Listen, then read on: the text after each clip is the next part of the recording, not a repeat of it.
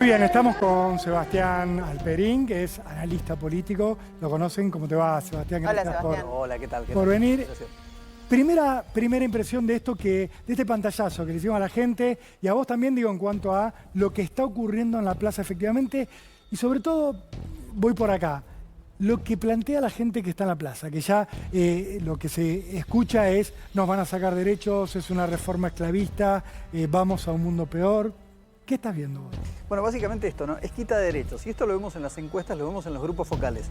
Y esto me parece que tiene que ver con esta idea de el medio es el mensaje.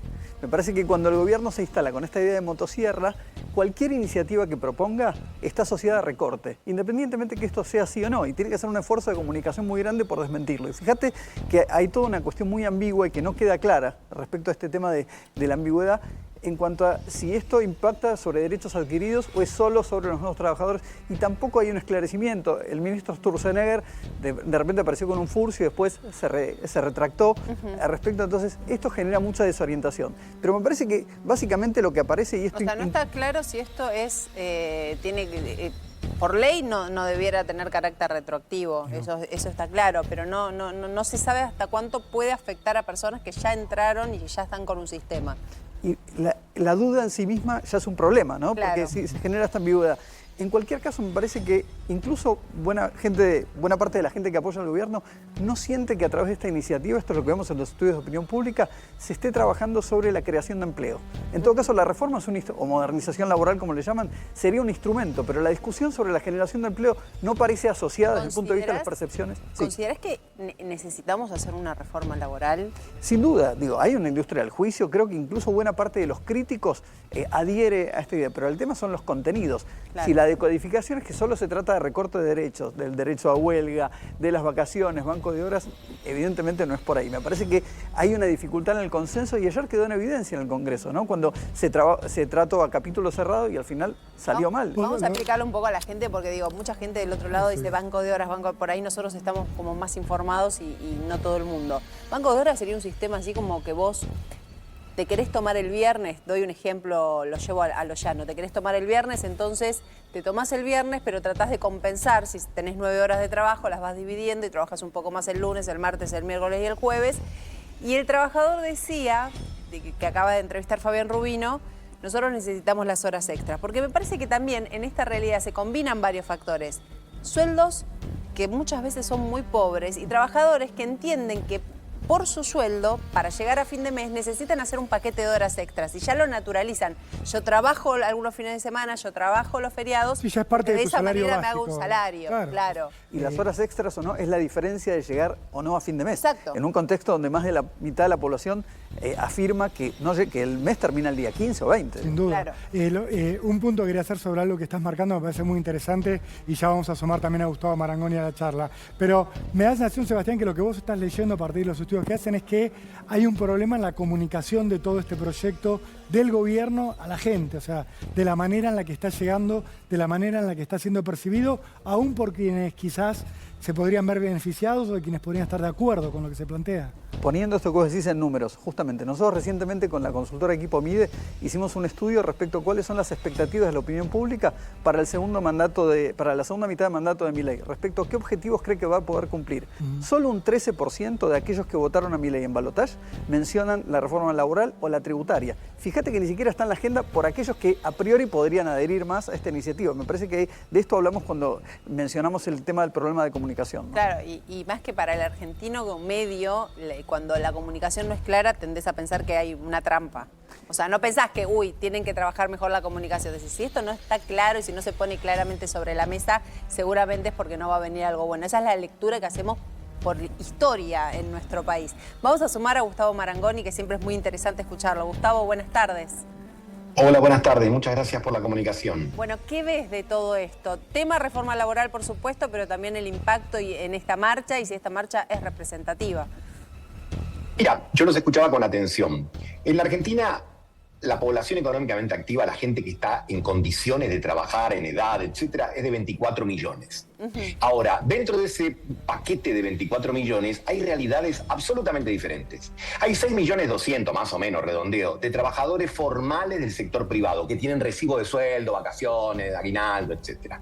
Hay otros 3,5 millones aproximadamente de empleados públicos entre nación, provincia y municipios. Todo ese lote te da un poquito menos que 10 millones. Después tenés más de 4 millones de monotributistas, contando monotributistas sociales, empleadas domésticas, etcétera. Y tenés 8 millones de no registrados y un poquito menos de 2 millones de desocupados. Entonces, tenés realidades laborales absolutamente diferentes. Quienes están sindicalizados, obviamente, ven en algunos artículos del proyecto de ley una amenaza, y probablemente tengan razón, probablemente otras sean amenazas no tanto para esos trabajadores, sino también para lo que se considera la estructura de recursos de los propios sindicatos. Para quienes están fuera del mundo formal, una jornada de 12 horas te puede decir, bueno, pero eso es algo que yo ya tengo, y que a lo mejor la ven de una manera distinta. Ejemplo, uno puede hablar con un conductor de aplicación de transporte, puede hablar con un muchacho o una chica de los que hacen delivery y te dicen, a mí no me molesta trabajar un día 12 horas si al día siguiente tengo la disponibilidad completa, porque a lo mejor nos distribuimos así con mi pareja y cada uno cuida a los chicos. Entonces, si me quieren regular eso, cuidado. ¿Qué quiero señalar con esto? Que a realidades diferentes se las regula de manera distinta. Que una ley igual para desiguales puede fomentar más desigualdad. En algunos casos, tener más libertad horaria puede ser beneficioso y en otros puede ser lisa y llanamente explotación. Voy a dar un ejemplo extremo. Si vos fueses un minero y te dicen tenés que trabajar 12 horas, no, me matás. No sobrevivo a 2 meses de trabajo de 12 horas en una mina, en una cantera, etcétera. Ahora, si sos un delivery, a lo mejor lo tomás de otro modo. Entonces creo que detrás de esta reforma laboral, y algo que me parece muy sustantivo de lo que se ha dicho, hay que también señalar lo siguiente. Para que haya más empleo y para que haya más empresas, lo que tiene que haber es más demanda. Seguro. Muchas veces los empresarios te dicen, yo lo que necesito es clientes. Mi problema no son mis trabajadores. Por supuesto que hay una presión tributaria, hay una industria del juicio que no necesariamente se resuelve con una ley laboral, la industria del juicio. Muchas veces se podría resolver en el ámbito de la Cámara Laboral, pero es otra historia, un poco más compleja. Lo que señalo es que el punto está en cómo vos podés... A ver, la gente toma trabajadores si siente que la economía va para arriba, si siente que puede vender, si siente que hay más producción. Entonces, hay alguna sospecha, y obviamente que toda sospecha se sostiene sobre la base de prejuicios que el tiempo confirma o desconfirma, de decir, che, esto no será para que algunos abaraten y tengan mayores utilidades a expensas de, aunque se basen muchas veces en cuestiones que no son del todo adecuadas. Bueno, por supuesto que es lo que se va a debatir. Es en parte lógico que sucedan este tipo de marchas y de movilizaciones que no nos tienen que asustar, y lo interesante sería que esta reforma realmente se debata en el Congreso y no se discuta, como por ejemplo sucedió ayer con la ley de presupuesto, por capítulos, sino por artículos, porque no es lo mismo. Es un poco el punto, Gustavo, de la discusión. Estamos todos de acuerdo en que hay que darla, pero la pregunta que también se abre, y te pregunto a vos, Sebastián, también es, ¿este gobierno está en condiciones, tiene en este momento la espalda, el apoyo para poder llevar a la sociedad este debate y llevar obviamente a los sindicatos, a los representantes de los trabajadores de todo tipo, a la izquierda de esta discusión? Bueno, yo creo que el gobierno ha demostrado que no cree en el diálogo, es un gobierno que no cree en la división de poderes, que ha comenzado su gestión justamente dándole las espaldas al Congreso en el discurso de Asunción Milei. Entonces, esto es un problema y no facilita la confianza. Fíjate incluso, el escenario que vimos ayer, esto que destacaba Gustavo, ¿no? Del voto del combo a libro cerrado por capítulos en lugar de artículos. Y finalmente salió mal, porque justamente lo que los propios, el Congreso como reaseguro, contrapeso de poderes, está demandando otra cosa, ¿no? Y justamente bienvenido que haya distintas representaciones, aún en un gobierno que hoy es primera minoría en la Cámara Baja, ¿no? Gustavo, ¿vos creés que, te traslado un concepto que nos vertía recién Sebastián Alperín, que es, este es el gobierno de la motosierra? Cuando el gobierno de la motosierra anuncia una reforma, a la gran mayoría de la sociedad, los que están mirando, se le representa inmediatamente, con esto pierdo, recorto. ¿Ves esto de esta manera? ¿Creés que parte con ese hándicap el gobierno? Bueno, desde luego, porque el presidente dijo la semana pasada o hace 2 semanas, y bueno, ¿y cuál es el problema que cierre una empresa? Cierra una empresa, debe ser porque la gente consigue las cuestiones o los productos o los servicios más baratos en otras, se desplaza, etc. Esa idea es muy teórica, es muy abstracta.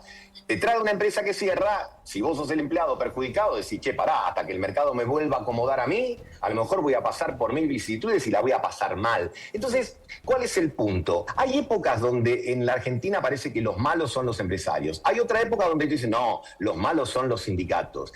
Por eso señalo que la necesidad es discutir con evidencias, con datos y con hechos, y cada artículo en cuestión, porque si no, son generalidades narrativas. Si vos estás del centro a la derecha de la pantalla, decís, no, acá hay que darle más libertad para que todos puedan contratar con la manera más libérrima posible. Si vos sos muy regulador, decís, hay que regular hasta el último punto, y vos decís, no será cuestión de ver cada punto, cada cosa. Es lo mismo la realidad de un trabajador petrolero que la de un trabajador de aplicaciones, que la de un trabajador de comercio, que la de un trabajador periodista, etcétera, etcétera, etcétera. No, para eso existen las convenciones colectivas de trabajo. A ver, los sindicatos y los empresarios en general se suelen entender muy bien, aunque discutan y aunque haya paro, porque los sindicatos saben que no pueden matar a la gallina de los huevos de oro, y porque los empresarios entienden que es más fácil, aunque a algunos les parezca mal, es más fácil negociar con los sindicalistas que no tener, por ejemplo, uno de los puntos del proyecto es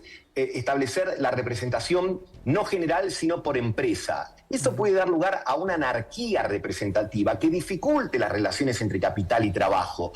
No lo estoy afirmando como un credo religioso, digo, por lo menos merece un análisis y merece que el Congreso no apruebe cosas tan importantes en un día o dos, en una o en otra sesión. Entonces creo que en esto es donde hay que ser particularmente cuidadoso. Nadie cambia la regulación de su trabajo sin tomarse el trabajo de escuchar especialistas, sin ver todos los puntos de vista y sobre todo sin conferirle características mágicas a un proyecto. Otros dicen, si esto se aprueba, va a ser la felicidad completa, la gente va a contratar, claro, los empresarios se van a liberar de todos esos problemas. No es cierto.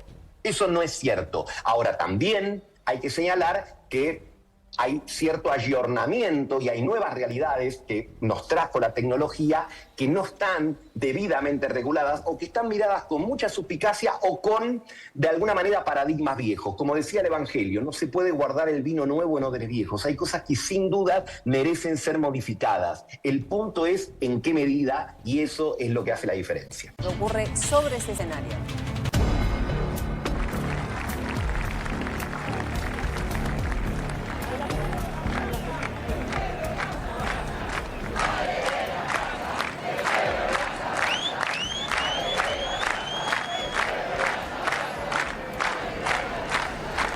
Lamentablemente estamos viviendo un proceso político y económico en nuestro país que va en contra de los intereses de los trabajadores y trabajadoras. Un modelo económico que genera apertura indiscriminada de importaciones y que rompe nuestra matriz productiva, cierra nuestras empresas y se pierden miles y miles de puestos de trabajo diarios.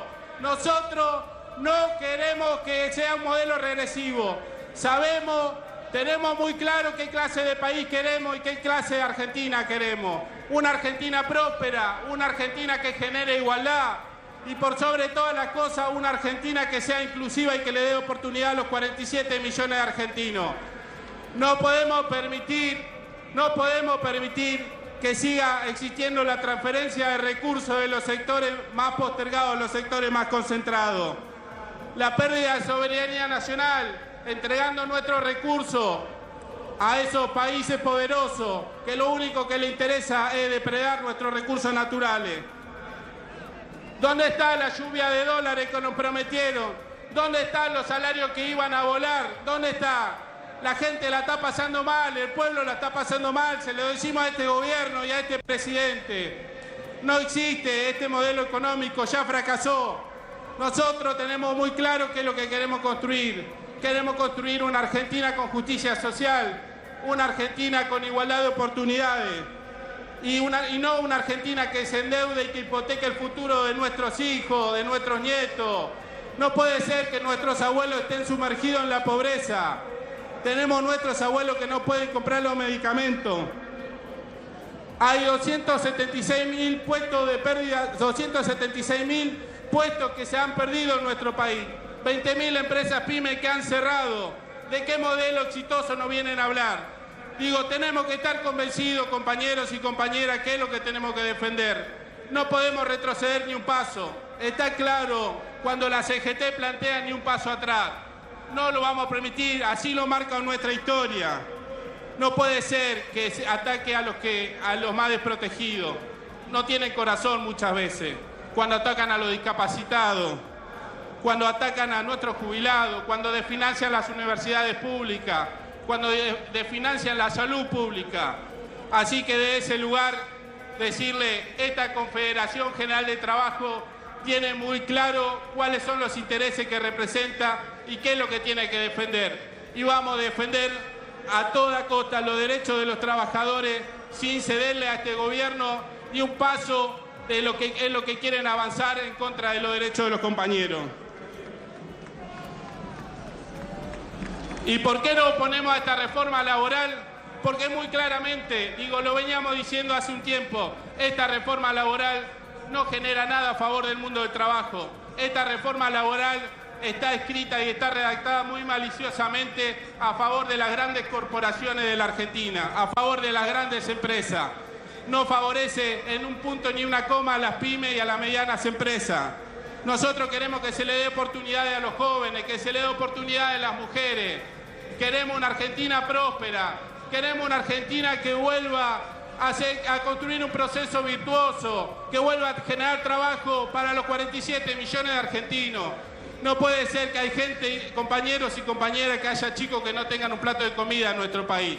Así que de ese lugar, saludarlos, abrazarlos y de aquí para adelante todo lo que sea necesario pelear, luchar, daremos todas las discusiones que sean necesarias en todos los ámbitos, legislativo, judicial y en la calle con el poder gremial y como lo marca nuestra historia, la historia de la CGT defendiendo todos los intereses de los trabajadores y trabajadoras. Quien está hablando es Cristian Genónimo, integrante del Triunvirato, por supuesto, del sector vidrios. A ver, habló de la apertura de las importaciones, directamente lo dirigió a la pérdida de puestos de trabajo, se preguntó por los salarios que iban a volar, se preguntó por las inversiones que iban a llegar, habló de las pymes cerradas y los puntos creo que son más vulnerables de esta última discusión política, no tienen corazón, de esa manera lo mencionaba, hablando de la discapacidad de los jubilados y del presupuesto universitario. Se meten con los discapacitados, dijo.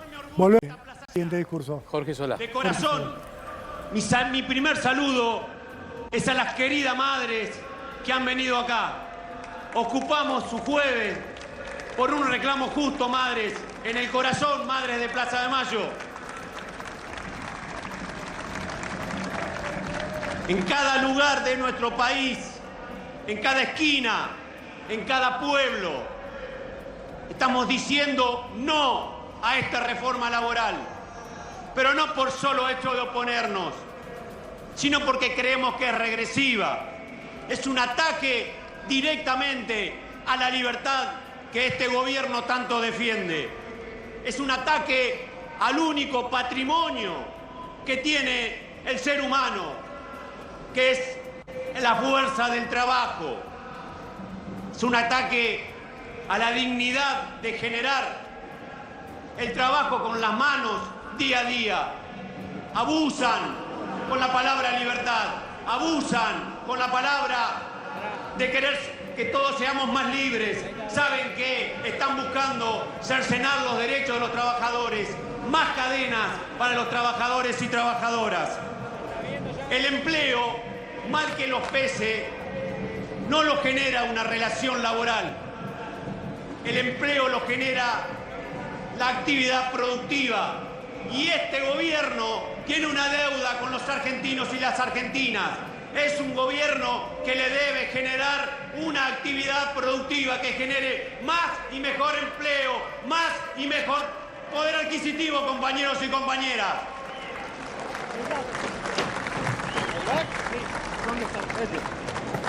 Este tejido social de la Argentina hace 2 años que se viene destruyendo, con la apertura indiscriminada de importaciones que le pegan de lleno a las actividades de las pequeñas y medianas empresas. con el cierre de las pymes, con la caída de la capacidad instalada de nuestras fábricas. Compañeros, cierra una empresa por hora y más de 400 trabajadores todos los meses son despedidos.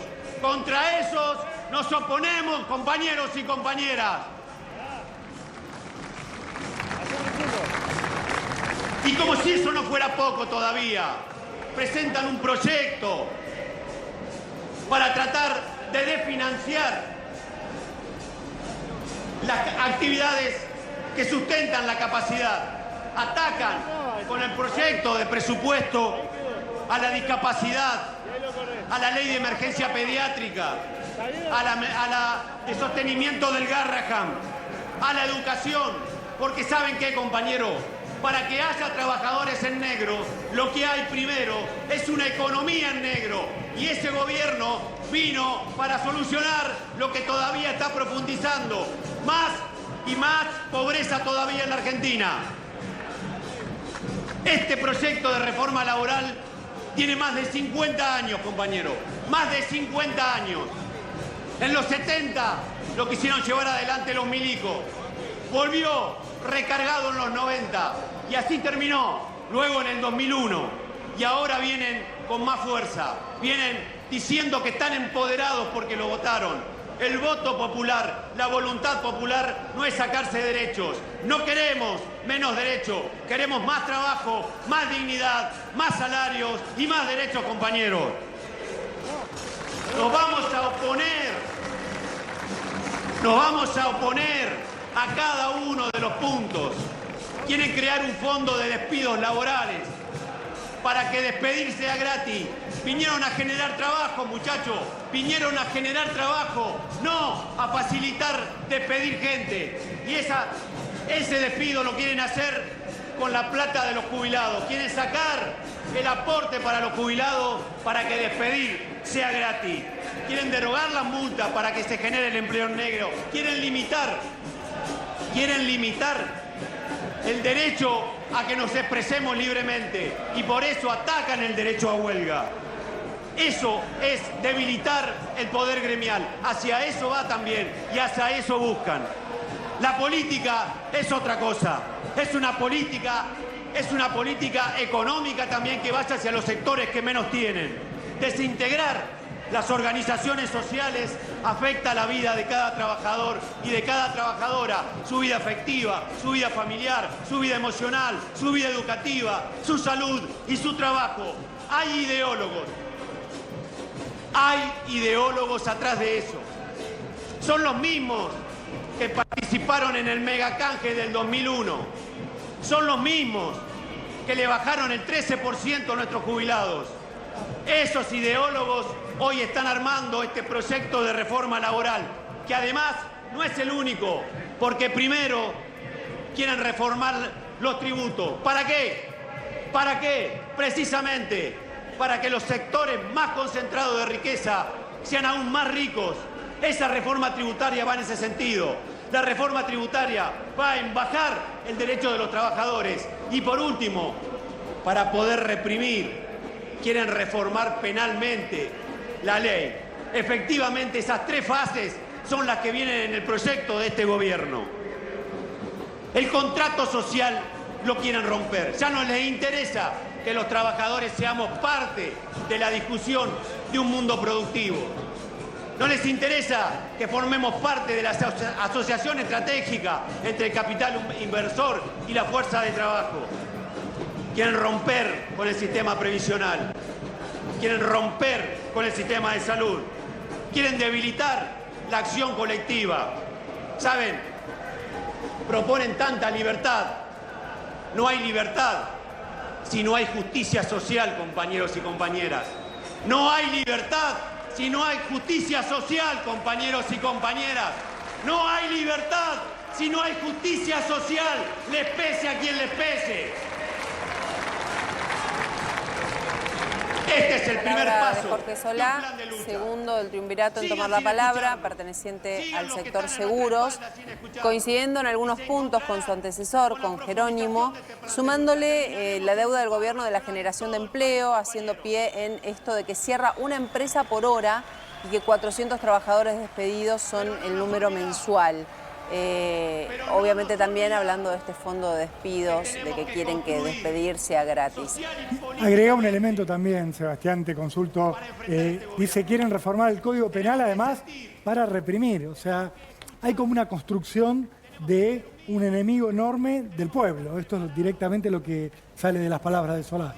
A mí me quedó dando vueltas en la cabeza cuando él dijo nos vamos a oponer a todo, a cada Claro. uno de los puntos, ¿no? Entonces, por más que tenga razón, yo diría, buena parte del diagnóstico que él plantea, y que Jerónimo previamente también, seguramente buena parte de la base electoral que votó al gobierno también acompaña. Ahora, cuando eso no va acompañado de una propuesta superadora o al menos una alternativa, pierde legitimidad.